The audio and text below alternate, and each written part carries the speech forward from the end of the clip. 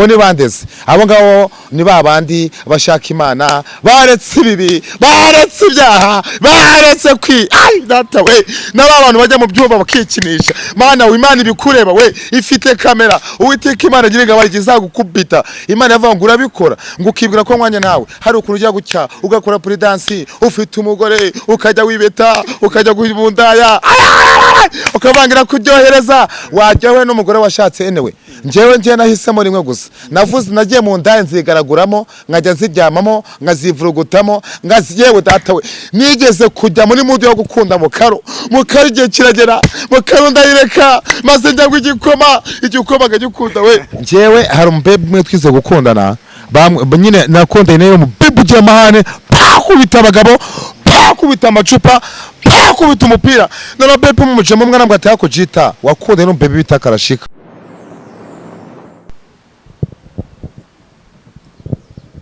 Turagushuje cyane gukurikirana ibiganiro byacu bya buri munsi. Uyu munsi turi kumwe n'umusore, ni legend. Agira umusore, uri umugabo, uri iki? Ndi umusore, ndi single. I'm single again. Ni ukuvuga ngo ngenda umusore nyine nkaba ndi n'umusingo, urumva nyine ndi byose bro. Gitaf. Yeah. Hit gute? Bana umve ngo hiti ni ibintu byirangwa bisanzwe n'iki ariko ikintu cyambere urangiye ngunda gukesha Imana ni ikintu kimwe cyonyine. Ubundi iteka n'iteka mu buzima y'ukunda kwizera Imana, ugakunda kumva ko ibintu byose bishoboka, ukumva ko Imana yabigukorera, ukumva ko Imana guhindura ubuzima, ukumva ko byose Imana yabigukorera.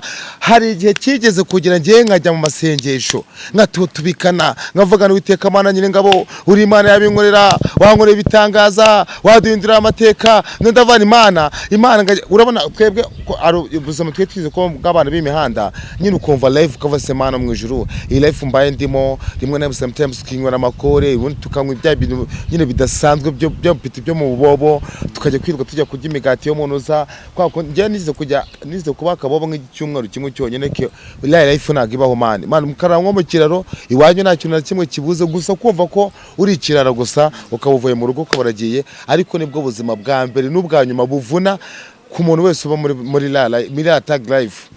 Gitafu y'iminsi na gitafu y'ibihe byashize. Ubu ngubu ni irihe somo waho umuntu uraho wari uri icyo gihe?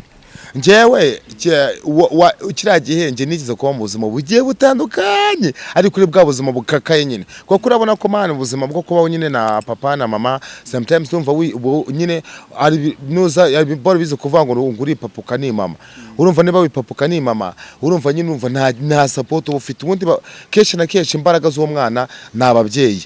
Iyo ufite mama na papa byose bifite wallahi, umubyeyi yakwemera kaniba, yakwemera kanatubura, yakwemera akanyakora n'amasengesho y'imyaka 5, ariko akavata umwana wanjye abeho neza. Niyo mpamvu umwana wese ufite umubyeyi abavuga ati ya wow, kuko urumva mama na papa nyine ni imbaraga z'umwana.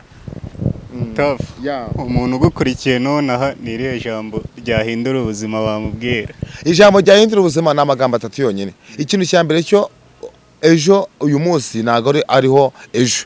Uyu munsi ushobora kuba umeze ejo ukaba umeze fresh. Ikintu cya mbere ugomba gusabwa n'ikintu kimwe cyonyine, muri we ugomba kugira icyo bita confidence, ukavuga ati Imana nubwo uyu munsi njye wari ijambo nigeze kujya ngoresha bwa mbere, njye nigeze kugira muri life Imana ndakubitwa bya danje. Nize reka nguye inkuru ho gatoya, barabizi ko ndiki mwamwanya. Njyewe nize kugira gutya mbana n'abajama 3 nikodesheje inzu mane ya danje, inzu nziza nazi imihanda. Umujama umwe baraje aracomotsa nakoraga abaje muri ghetto, undi nawe baraje abaje muri ghetto, undi nawe baraje abaje muri ghetto, undi baraje ngo abaguye mu cyumba. Ubwo n'abantu bangaye bamaze kuba 4 mu turaba, urumva ibese kuba muri abagabo abasore 4 mu nzu imwe. Uwa mbere rero agashyankoreye yakundaga ikintu bita abakobwa cyane. Mani cyama gakunda abakobwa ku buryo twebwe baby umwe yinjiraga undi akahita asohoka. Utinya umuntu twigeze kuba mu gipangu cyakirimo abakobwa barenga 15. We arahiga aravuga ati Mana uzafashe igipangu uzakivamo n'abakobwa bose tumenye. Yahuje byitaga ngo tumenyane. ngo amaze kumenyana nabo ibyo rero ukuntu bamenyana si ntibamenyanira he mu masaro niba ari mu byumba simbizi kuvuga ku bana G-Tough barambwiye ngo ukimara gukora hiti ngo usigaye urya abana byataye ariko data we ariko se koko tujye tuganira ariko manu rubwa rurambere koko nkajya abana nejo naraguhamagaye oya ariko iryo jambo ryumve ngo nkajya abana kubarya kubyirengagiza kuri kubarya mvuze wagwane okay man nyine ibintu byose nago ariko umuntu abimerita ya ngo nejo ngo wari umereye cyane nabi niyo mpamvu wari ufite umunaniro udashaka gukora okay man sometimes tujye niyo ngo usanga banafata nk'umunsi umwe cyangwa se igihe kingana n'amasaha 2 nkavuga ni ngiye G-Tough ho mayi ndindi sibyo ni how mayi cyangwa ni ho mayi sibyo ndindi ubwo rero iyo maze gukora icyo kintu nkagikora ya bitavuga ngo none ngewe ngiye gukira ikintu ku murongo ntago ushobora gukora icyo bita mistake yo kuba najya kuvuga ngo najya kurya abana ariko se tujye tuganda papa yego wakariye wari yabakura kujya kurya abana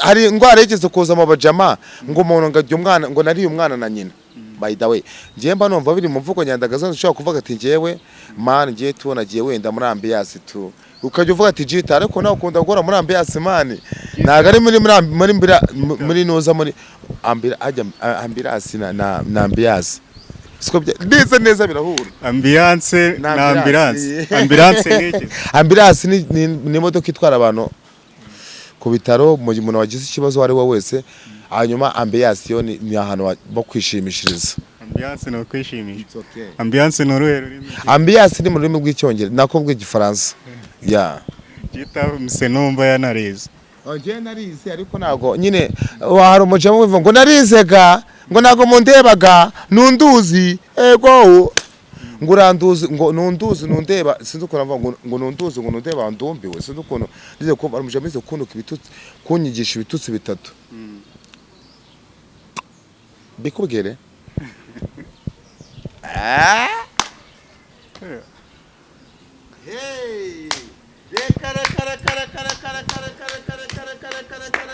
G-Tough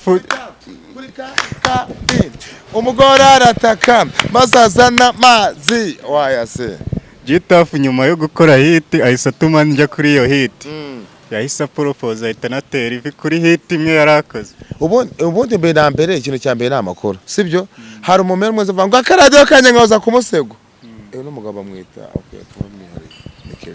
okay urumva ngo akaradiyo kanye nkaza ku musego nanjye rero nuza amafaranga yanjye nyabuza kuri nyahora nyagura amamega kugira ngo uze kwirebera ibiganiro tukorana kuri channel by the way mbibutse ko mushobora gukora subscribe kuri channel yitwa Modern TV mudukundisha abantu anyway nubwo iki kiganiro nyine ukwesheya nyine sharing n'abandi bajama baza scrolling ibintu biza kugenda wanezule nakubwiye ngo niye channel urambwe ngo ndababwiye ngo mudukorere icyo bita subscribe muri subscribe comment na share kuri channel bita Modern TV alright yeah G-Tough yo kubaza akabazo k'amatsiko yes ibyo gutera ivi no gupropose byari byo cyane ibintu by'imihanda byari by'ibyo ngibyo byari byo ariko man umufana yobawe man nkunda umufana ku buryo ngiye warumeze kumbwira ngo bishoboka ko ngo wakwisiga amarangi hari umufana wigize kunkorera icyo bita agatunguro kwa kundi umuntu agutungura sibyo surprise yanahemo yaragiye afata ikintu bita amarangi ayisiga mu maso ayisiga mu mutwe ayisiga ahantu hose arangije mbere uko ajya kumugeraho aransuhuza nanjye byaneye umuhate wo kumva ko umufana nubwo naba ndi mu bitaro kwa kundi umuntu ari muri ari mu kuka sibyo umufana kamamagara anyway naturoka ibitaro ngo ajya kureba umufana nakwisiga amarangi najye mvange kubera umufana nakwisiga petrol barayisigara hey anyway yeah man abafana nakunze uburyo witwara ku bantu mutaziranye umuntu wese uguhamagaye umutega amatwi. G-Tough ni umuntu mwiza usibye bimwe by'abandi basitari babyimba, wenda nawe igihe kizagera abyimba. Anyway, si ukukubeshya njyewe mana yo mu ijuru, njyewe uburyo najemo imihanda bwaramvunye. Anyway, bwaramvunye cyane, bwarampangayishije cyane, narabisengeye wa mugabo mukecuru ngo twari bikobokeye ngiyicano, ngo twari bikobokeye ngo amazi y'icyuzi muyaduhe. Ni amazi y'icyuzi cyangwa ni makaro y'icyuzi? Amazi y'icyuzi. Yo Nijyari wigeze kubabara ukababara byadanje ukarakara, hari habaye icyo gihe njyewe nogiye umukobwa nigize kumusaba urukundo, arangije arambwira ngo anyway, yarambwiye ngo ijambo yambwiye ngo cut me. Niba ari cut you, niba ari cut me, niba ari tugure meet you. Anyway, mbibutse ko mudukunde, hari ikindi kintu ngiye kusaba abafans banjye. Urabona ko twagiye muri MTN ya indi bita Cotium. Kuratium, it's okay. MTN Kuratium man, nanjye nagize amahirwe kujya muri MTN Kuratium man. Anyway gose umufana ubu nibwo ngiye kubona no imbaraga z'umufana. Mufashe ni miliyoni 12 mana yanjye, umuntu ukunda G-Tough, umufana wanjye mana, noneho ngo twarabisengeye twarabikobokeye. Ayiwe data we, MTN everywhere you go yaziye mu gihe. Abantu baravuga ngo buri kwigira ukuntu kandi uzubwenge. Aha.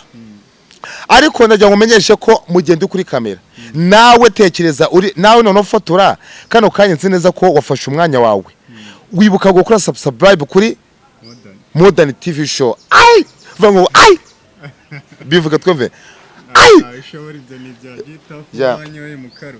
Yes, nago njya mu gikoma mukaro uvuga ni mukari jyama amajyani cyane indi mukaro ubwira abantu. Buriya rero hari ikintu kimwe cyonyine nabonye, bigeze kujya bavuga ngo umugabo wanyweye igikoma, ayiwe data we, nago yumva igikoma, sibyo? Igikoma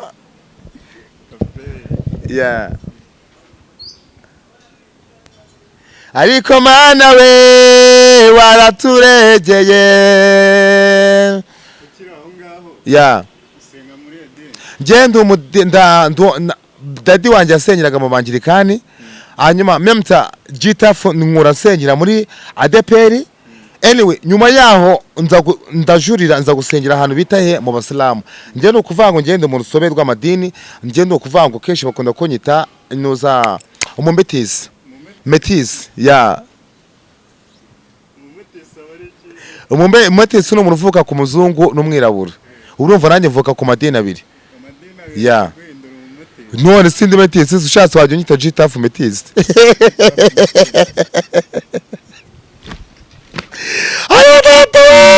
Ariko mana we waraturegeye. Iyo ubonye urukundo abantu bakwereka bagukunda naho ndagutekereza ikiniga kikanyica, gusa nzagukunda kugeza nzagukunda kugeza imvi zibaye uruyenzi. Ni umwana w'umuhungu afite imyaka 3 n'amezi 2, bamwita Gisa cy'inganzo. gafite imyaka 3 n'amezi 2 bro, bamwita Gisa cy'inganzo, turamusuje cyane. Anyway rwose Gisa wongera udutemo koko urabizo kudahirutse kudutamo. Andika bro, andika koko abantu imihanda, abakobwa babaza crash kubera wowe ni benshi, gerageza ukura abantu neza mu rujijo nyine, wongera duteme imizugo koko turarambiwe imyaka dutamo wadutayemo ururenzi udutamo kirayomba iyo ndimba bayita gute? Ubwo se ni yani kirayomba, niba ari kirayomba, niba ari nuza mazi ya nyanja we uzangira umusasi, zangira umusasi zidukuru. Ase uvuye kuri Gisa cy'inganzo w'imyaka 3. Okay, njye ukuvuga ngo haje bavuga ngo munda ndayiguhuka yumvira munda, ai munda ndayiguhuka yumvira munda. G-Tough gashaka gusimbura umwami w'ibishego. Never njyewe mwene Kagofero, mwene Kabirigi. Reka ntago nabyemera. Gita nyuma ya hit ya Aragitosa yakubise hafi miliyoni imwe irenga iri muri miliyoni imwe n'ibihumbi 500. Ubu ngubu kano kanya ndimo ndabibona kuri phone yanjye irimo kunyereka ko igeze kuri miliyoni imwe n'ibihumbi 700. Tekereza ko uzongera gukora hit nyiri ryari? Kubera ko njyewe Jesus yitwa Jesus nanjye ngamwitwa Gitaf bima imbaraga z'uko nzakomeza gukora ibintu nka biriya. Urabona ko nabatayemo nyuma ya Aragitosa nakoze muri umuna waragitosa nayise Mukaru yo iri mu kazi kose imaze kugira ndakeka imaze kugira imaze kurebwa n'abantu 500. Reka nongende kuri phone kuri phone mu gihe kubahise banyereka ko imaze kurebwa n'ibihumbi 550 ni bice bibiri. Ubwo ibice ni kwa kundi babana bataru ya Gitaf nshasha iri hanze yitwa Mukaru. Wayita Mukaru. Uri kuri cyo na Gitaf abanashima kumbwa ngo Gitaf dutemo video. Ngiye video nago nkora ibintu mubutse. Nkora ibintu gake ko kurabona ngiye Gitaf na waruzi ko wenda nakora ibintu by'indirimbo urabona ndacyafite icyo bita high risk yo kuba nabona icyo bita support ya nyene yo gukora video. Ngiye mashaka gukora ibintu nyene bidasa neza. Imana igifasha so kwiyemera bashaka gukora ibintu bisa neza ku buryo n'umufana avuga ati hi ntabwo hagenwe hi. Wow, it's okay. Nazo gita inspiration yo gukora indirimbo yikora iyo ngiyo nyikesha kuba umuntu imbere na mbere ni discipline kandi nakubwiye ko Jesus na Gitaf nsa nkaho ubundi Yesu yavuze ngo abamwizeye bakizera izina rye yabahaye ubutware n'ububasha bwo kwitwa abana b'Imana. Anyway ni ukuvuga ngo nanjye niba Yesu yitwa umwana w'Imana, Yesu yavutse yitwa Emmanuel, Imana iri kumwe natwe, nanjye ababyeyi bambye banyitana cyuta Imana amuza. Sasa nanjye Yesu ageze imihanda aravuga ati no, ahita yitamo Jesus aro nagira ageze imihanda bitavuga ngo no, nagira kabitemo batame igihe yo bita Gitaf kuko Yesu avuga ngo abamwizeye kwizera mu mwami Yesu ibyo wakora byose Yesu uko amuvuga kose ikibi ni ukumutuka kandi niwe wamutuka arakubabarira ahora arambuye ibiganza avuga ngo ngwino wa munyabyaha we wa musambanye we wa mujura we wa mubeshyi we wa munyeshyari we wakubise hazi ibyo bintu ugasanga Yesu arambaye amaboko ku bwawe yewe data we Gitaf amuza waruzi ko ari izina ry'abanye ni izina ry'Isilamu ariko anyway nakubwiye ko jewe Dimetisi mu bijyanye n'amadini jewe niba nsengera mu Magirikani niryo dini nkunda cyane kuko kesha na kesha ngunda no kwangirika mazi ya nyanja we uzangera umusasi tafanywa Mukaru nago njyanywa igikoma nibyo koko nywa Mukaru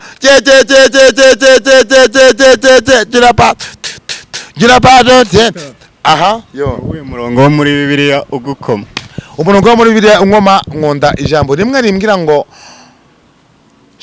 nkunda abankunda ngo kandi abashakana umwete bazambona. Yigwiteka Imana nyine ngabo niyo yavuze neza cyane. Hari umugabo umwe bitaga Zakayo n'undi mugabo bitaga Barutumayo rero bigeze hari umugabo wize kwandika Noza yari mugabo bitaga Noza bamwitaga wundi wigize kuvuga ngo abashasha haje twati wundi uvuga ngo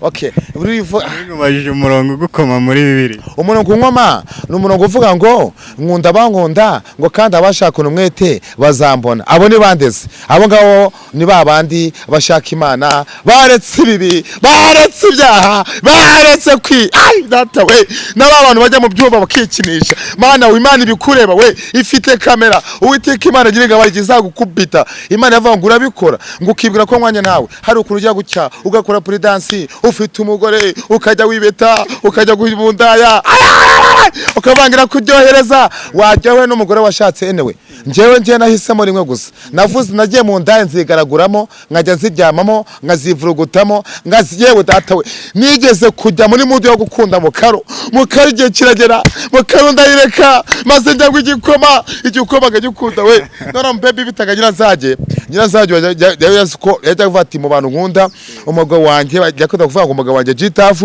ngo akunda igikoma none baby najyaga ngunda kumuvizera rimwe na rimwe ngo muri weekend nakoze meze neza cyangwa se wenda nagiye ngo mu biganiro nkamwana baby ndashaka uze kumva igikoma baby yajyaga kubingorera neza akategura igikoma kandi nakundaga gukinywa ku munsi w'iki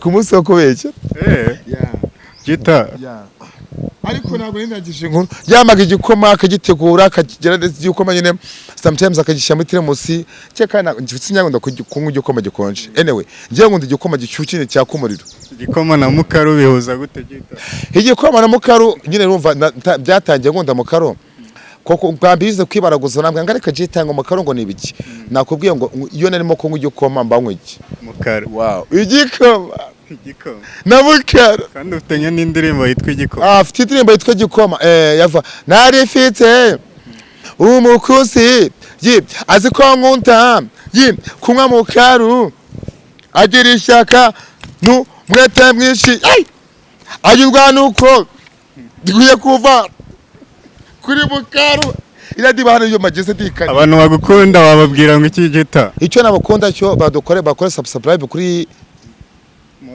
Modani kandi na kuri channel Gita by the way munsure kandi mbibutse nyine gukora iki iyo umuntu akoze hit kuri ukajya nko kuri Instagram usangaho za Gita nyinshi iyo ugeze kuri kuzindi mbuga zose uretse YouTube wenda usangaho Gita umuntu yamenya uteka ari wowe Gita wanyawe Gita wanyawe ni uko nyine unyise uko nguko ni Gita ahantu uzasanga umuntu uzasanga nyine hari uko n'amatipe bashaka kwihigira man ngiye reka ngwese no kuri man koko hari ibintu bimwe umva muri mukazi wagiye gukina amafilimi wagiye guhostinga wagiye kwamamaza wagiye gukora ibiganiro ko ma televiziyo ko ma radio urumva rero ntago wabura umwanya kujya kubugutana ngo ugiye kugira gute ugiye kunywa bagitegeko ntago igikoma nari fite umugore mutumifu ibiro bine ndetse n'igitenge ubwo rero ikintu kimwe cyonyine twavuga ku gicyange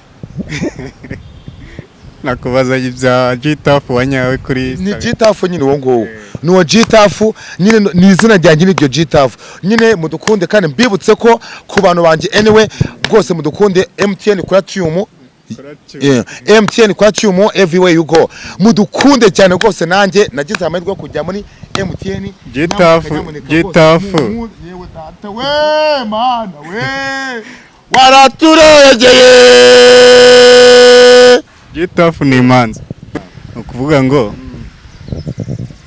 bukanya turi kuzamuka esanseri tuzimiyeho Gita nk'umuntu w'umurara wije kubera iki ugize ubwoba kandi ntagegera ubwoba ubundi kresh mbe na mbere njewe hari umubebe mwe twize gukundana nyine nakondeye nayo umubebe ugiye amahane pakubita abagabo pakubita amacupa pakubita umupira none bebe mumujemo mwana mbwa atako Gita wakundeye n'umubebe bita Karashika guteye ubwoba umuriro ugiye turi muri esanseri yego Gita kugeza ubu ngubu nicyo ushimira Imana kurenza ibindi byose icyo shimira Imana nuko nituranwa n'umwana wayo urumva Yesu yitwa Jesus nanjye nitwa Gita na amahirwe nagiriwe n'ubuntu nagiriwe hari benshi cyane babishatse bakabibura ariko Yesu we waraturegeye uheruka mu rusengero ryari hashize imyaka 5 none se iryo bwirizo rikora kandi jewe nakubwiye ngo Imana Yesu ngo igihe cyaje kugira ubwo bamamaze kumushyira ku musaraba byarageze aravuga ngo abwira Imana arebwira ati Uwiteka Mana nyine ngabo yabonaga nyine byari ahantu byageze inkuba zirakubita imirabyo irakubita izuba rirabura haza icyo bita ni ikibunda yes agacu karijima urumva mani amanywa ahinduka ijoro rihinduka amanywa Yesu arabireba arabyitegereza muri bwa butware bwe aravuga ati Uwiteka Mana nyine ngabo we iki gikombe kindenge birangije kimaze kumurenga arangije igihe kiragera ageze ku musaraba ibintu byose birangiye arareba yitegereza mu isi arahareba aravuga ati Mana nyine ngabo we ajye nagiye kukubwira gute anya niba yuko ari ugiye kumbwira Jesus Gita tugaruke ku mukunzi wawe ugikunda kumuvugaho yavuga ndahibutse aho Yesu yahise avuga ngo byose birarangiye haleluya Gita muri iki gitondo iyo usinziye ntago wibuka igihe wari uri mu biganiro ukibuka wavuze uri wenyine njyewe hagiye kize kugera nigize kujya ngunda kujya amatorero cyane kenshi na kenshi iyo nabaga nagiye mu Anglikani nize kujya hara mu ba Katolike najyaga nkunda umwanya mwiza cyane aho patiri yajyaga avuga ngo muhana amahoro ya Kristo, nabaga nicaye nakunda kwicara hari icyana mane ngahita nyigigira ku kamwanya akigirira time is money. Time ni radio se. Okay. Yeah. Reka nkubaze ikibazo cya nyuma hanyuma time yawe team managing. Wow. I'm very nice. Aho hano hatinda. Time is money. Igihe ni iki muhungu? Si sahane. Jita fazazana umugore jyaye. Anyway, muduhe icyo kunywa. Iyi channel iragabura mbibutse ko bagomba gukora subscribe kuri ni comment cyangwa ni share. Tuzanira icyo kunywa no mukobwa yitwa izina ariko afite ubwiza we. Nyiranzage we. Yewe mana we. Yes we. Kobwa ateye neza pe. Hari umuntu umweza kwandika muri comment aravuga ngo Jita ngo kunda kugira irari. Mama wanjye ari umugore. Niyo mpamvu ngo ngira irari. Warikurikije nde? Ndarikurikije mama. Nose Jita. Yo. Kubera iki nyuma yo gukora nyine aragitose. Wahise ukurikizaho gupropose nicyo kintu kihutirwa wabonye. Gupropose urabona iyo umuntu afite umugore bimurinda nyine kwa kujagarara kunuma njye wenda mu ndaye wenda ari cyana gisobanutse nagwamo n'iki n'iki ariko anyway bira byo gutera amavi byatumye nongera gusubira he kujya muri make abo muri make barahiye make hano turigurisha